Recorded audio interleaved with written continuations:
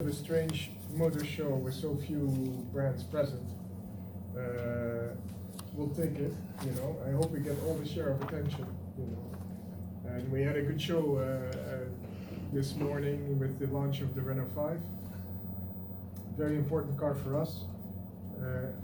Don't have to tell you that Luca, for him, it's the symbol of revolution, the new generation of vehicles. The goal is for us as Renault, obviously, to make the most popular EV in the European market, and we hope that with the Renault 5 we have a good card to play. It's not just a car to please to the nostalgic people, it's also a car that projects ourselves into the future. This is obviously a very hard thing to do very often with these types of vehicles. But I think the reception of Renault 5 is very positive so far. Interesting because people see the genetics, the DNA of the original Renault 5, but it also they also see how modern it is with its full EV connectivity, design features. The car is, we tested it, funny enough, with customers, and the first reaction was that it was futuristic. So this was quite unexpected for us to hear, but in a positive sense. And apart from Renault, we have obviously a very strong Dacia lineup too, if you had a chance to go see. Dacia, I don't have to, Dan is the first one to know everything about the Dacia story, even before I was born. And he follows us very closely. But I hope we do justice to this brand, and every generation we try to become more qualitative, more precious, more interesting, and more essential for the customers. And so far so good. Dacia Duster is really, I think, a sign of things to come. I think the car is, for me, it's a super design. If I can, I'm not very objective, I tell you this right from the start, but I think the Dacia Duster 3 is amazing design. And the new brand identity, the new lineup with the Spring and the Bigster that's going to come, the Dakar. I think we are starting to become a mature brand in many ways. I often joke with Dan that we have succeeded when the Romanian journalists are happy, because they're the hardest ones to convince. And I think we're starting to get there, you know, that there is hope, put it that way. And so, what else can I say?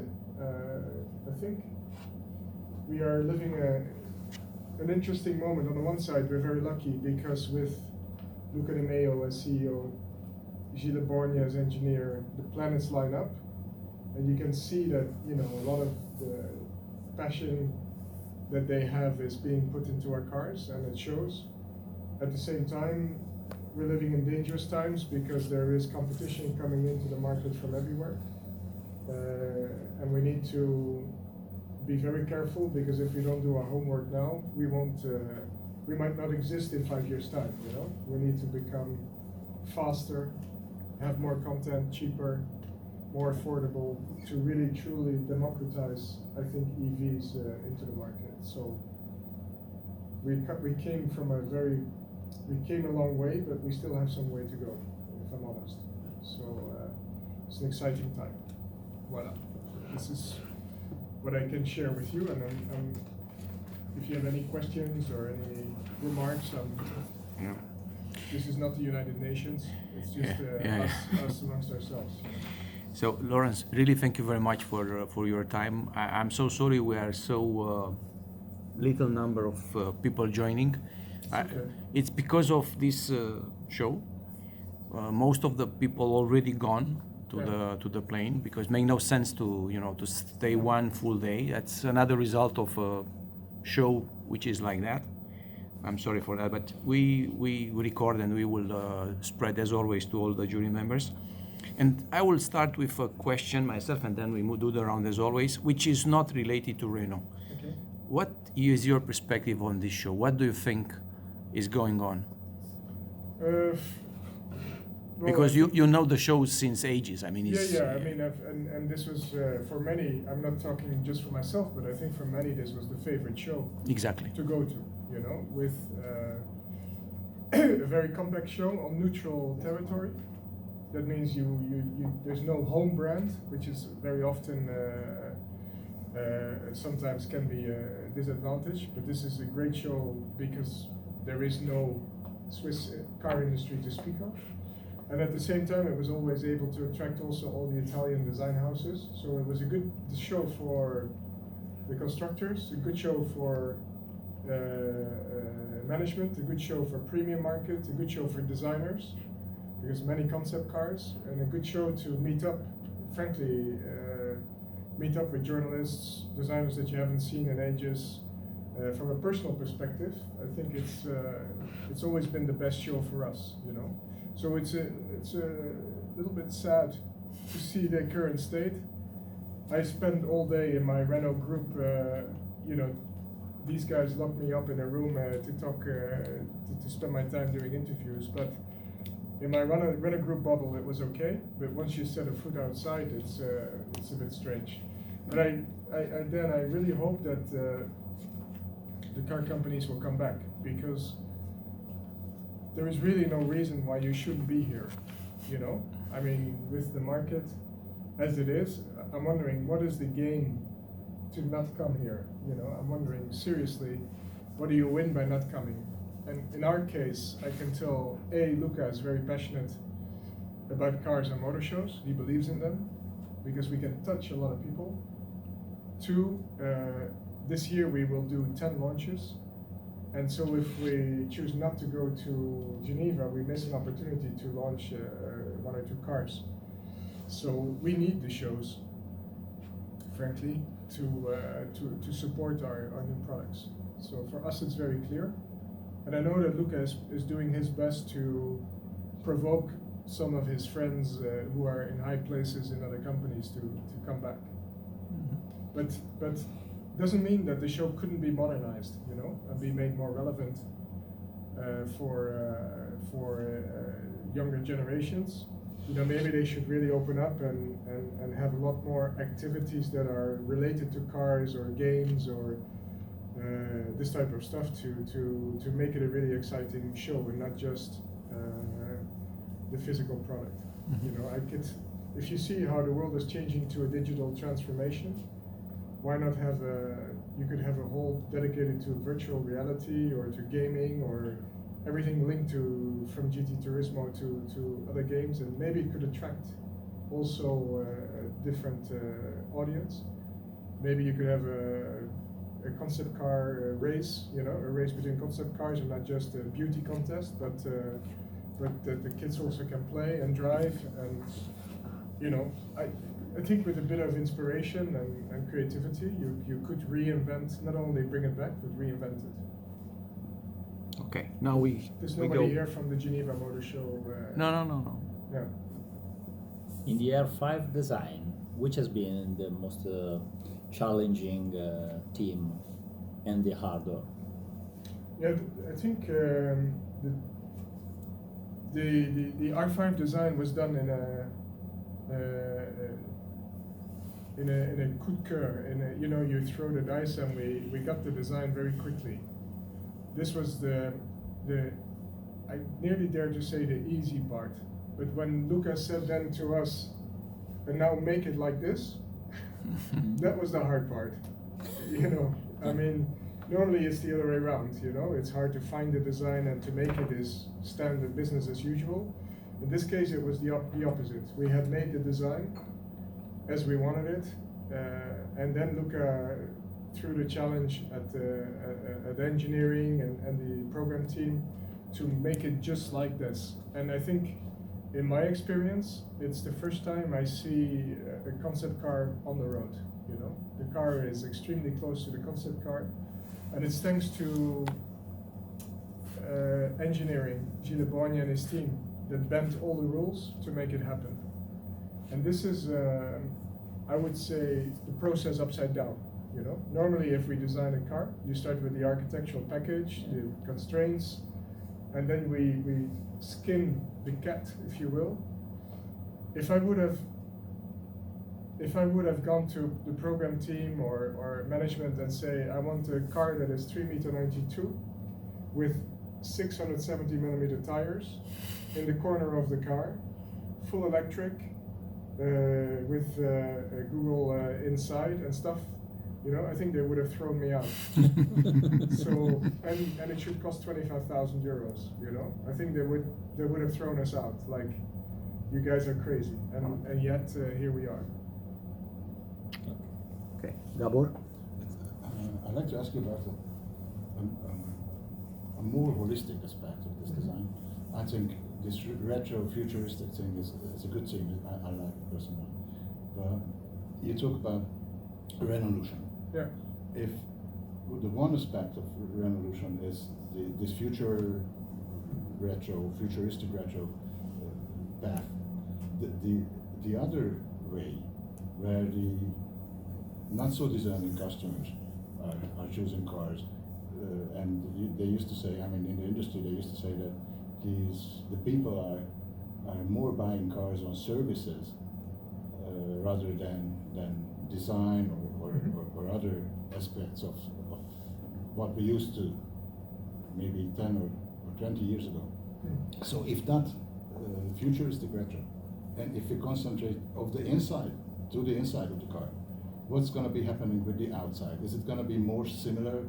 Is it more going to be more bland to all brands? How can you differentiate? Yeah, I think the one doesn't exclude the other, in a sense that at the moment we still know that exterior design is the #1 purchase reason. Still? Yeah, for a brand, and it should be like this. You know, it's still the first thing to attract people, but it's not enough. Okay, just the design of the vehicle is not enough to make you ultimately buy it, but it's 50% of the choice. Then the second is the technology, the brand, the loyalty, price, and everything else, the quality. And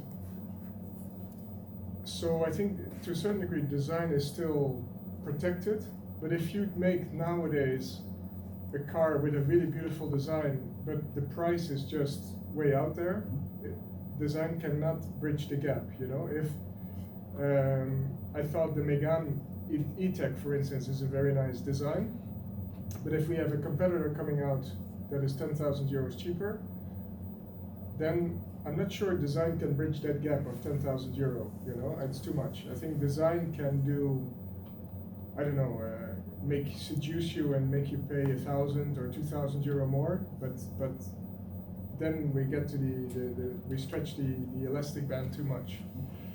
And then when it comes to, once you are beyond the first attraction, then you need to build a relationship, and this is where the technology, the connectivity, how you interact with the car, and what kind of relationship you have with the car, this is becoming very important. And this is the relationship you have with your phone, you know? I mean, you rely on it to keep you up to date. It needs to be accurate, it needs to be very smooth and simple and easy to use. And I think the cars are catching up with this world of connectivity and sharing your life with it. We struggled for a very long time, and you know this better than me, is for a very long time the screens in the car were just old-fashioned, you know. The moment they came out, people said, yeah, but it's not as quick as this. And I think now we have caught up, you know, and now we are, if you look at an OpenR system, we are as fast, as qualitative as a smartphone.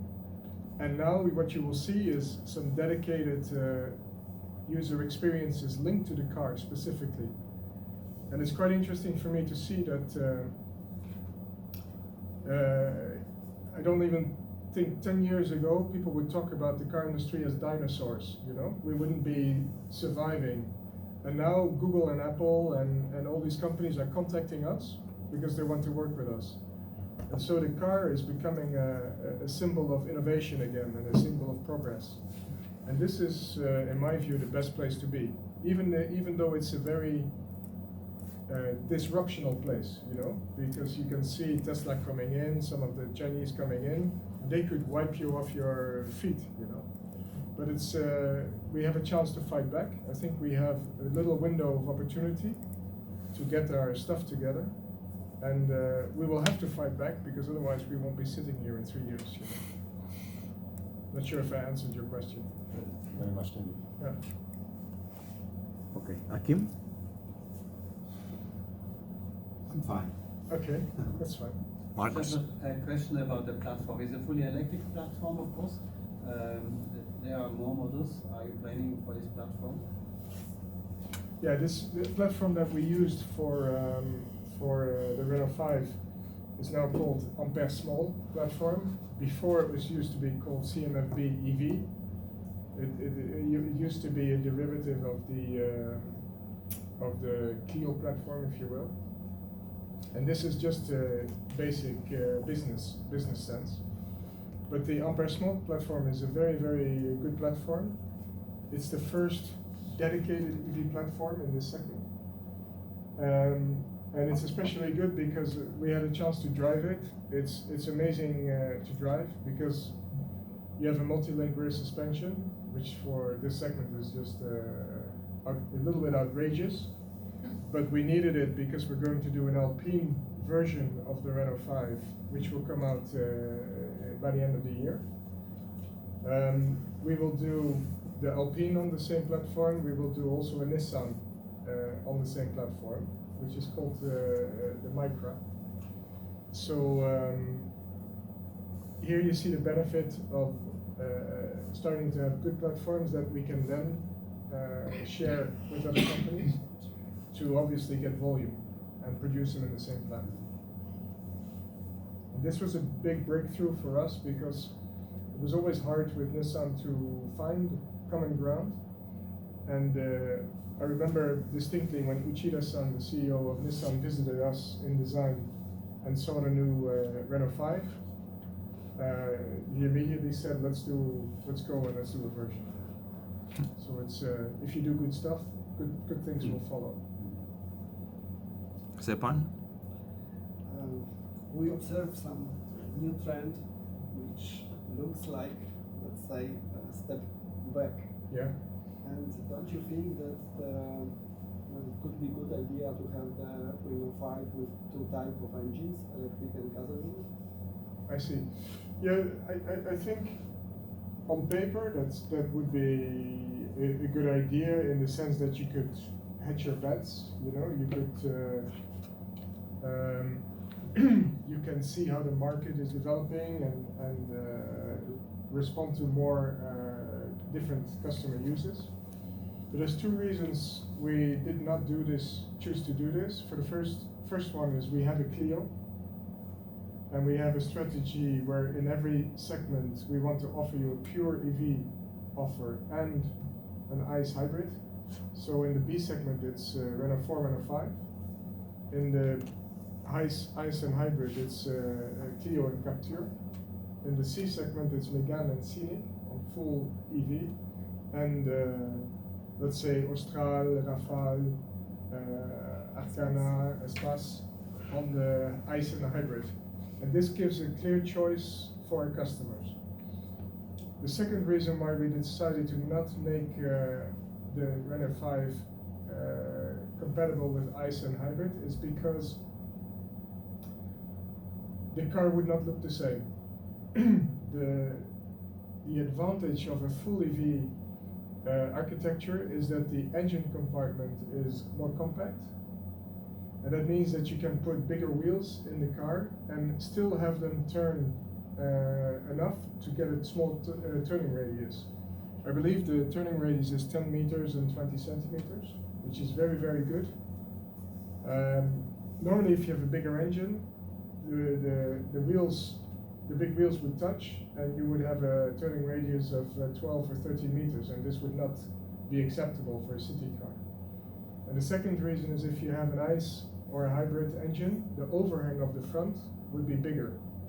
Maybe 100 mil or 150 mil bigger. So all of a sudden you have a big nose on the car with smaller wheels, and it wouldn't be the same car. So it's quite ironic for me that it's a retro-futuristic design inspired by the 70s, but the only way for us to get close is by a brand new futuristic EV architecture, because it's the only way for us to get close to these proportions. Because in the 70s, obviously, they didn't have the safety regulations that we have today, you know. So, but there were strong voices to try a multi-energy platform, is what you call it. But you can see with our competitors that it's obviously more expensive to do two platforms, one ICE and one EV, but they are much more tight. And if you do a multi-energy platform, you combine the constraints, and you might end up with a car that is heavier or not as compact as it could be. So it's from a design perspective, I'm very happy. So we still have some time?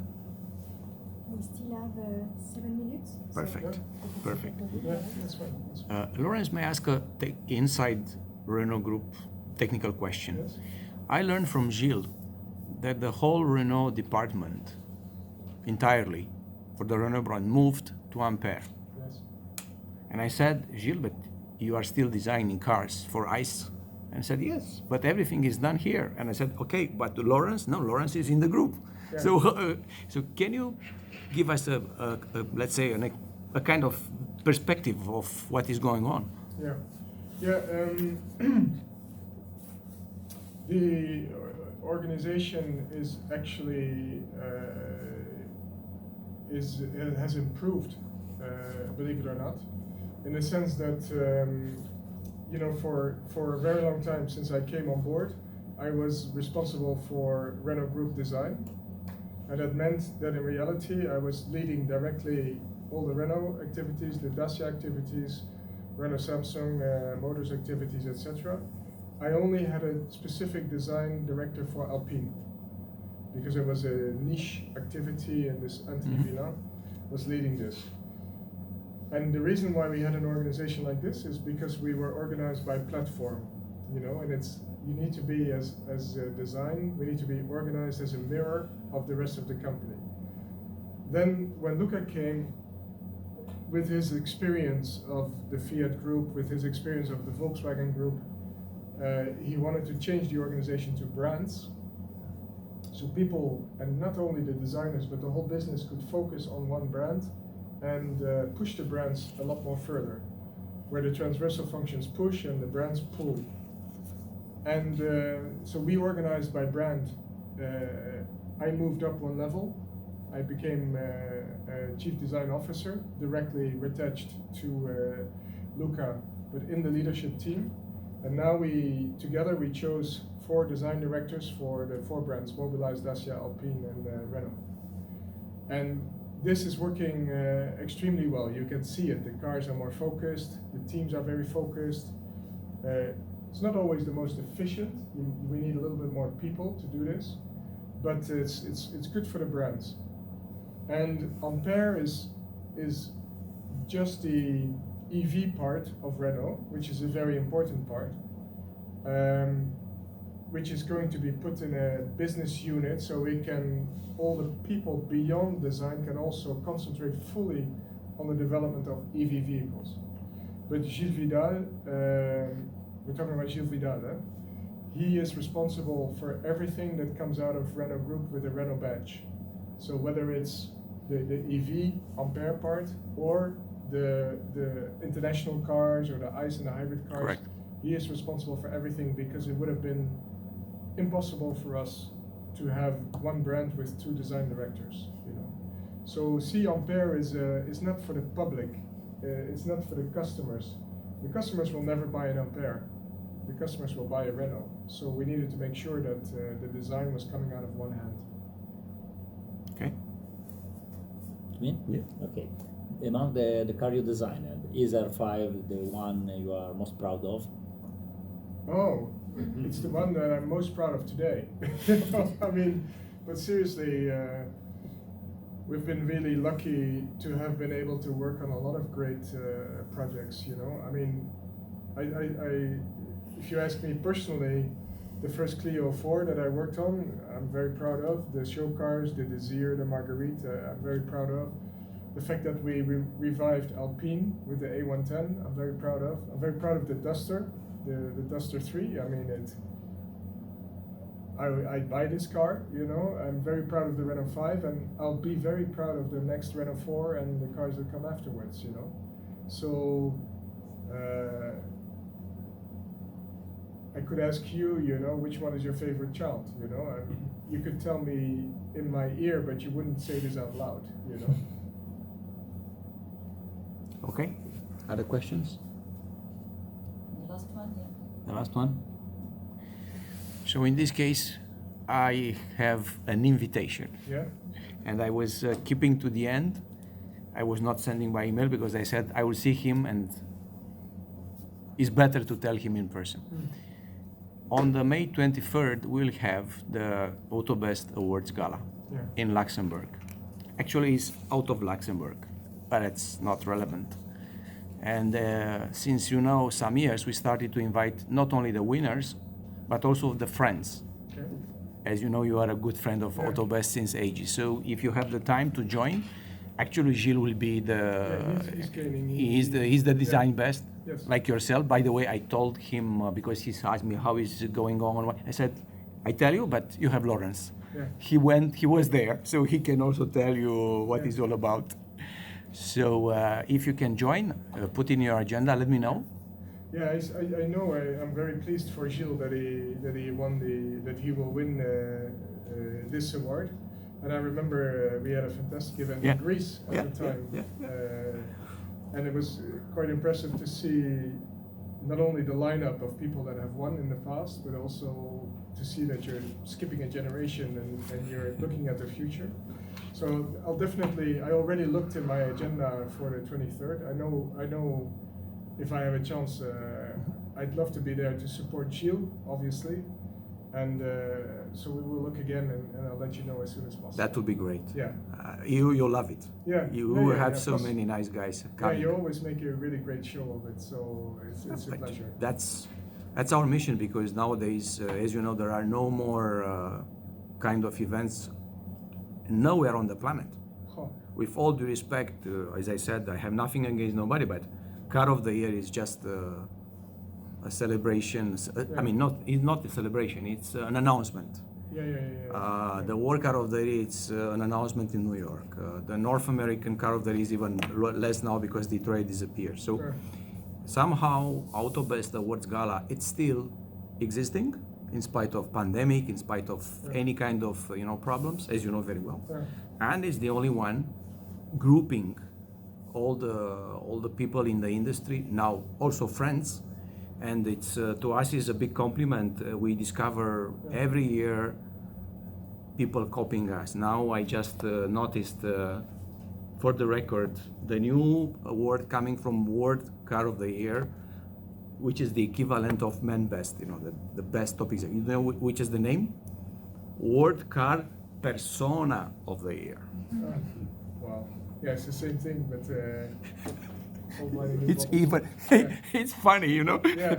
So we know that they copied AUTOBEST Credo. I mean, everything is going like that. So we are happy. So if you can come, Promise is another nice one. We have, as I said, some nice people there.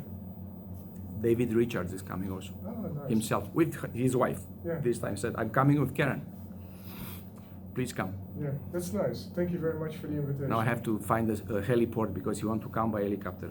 Don't. This is not for publication,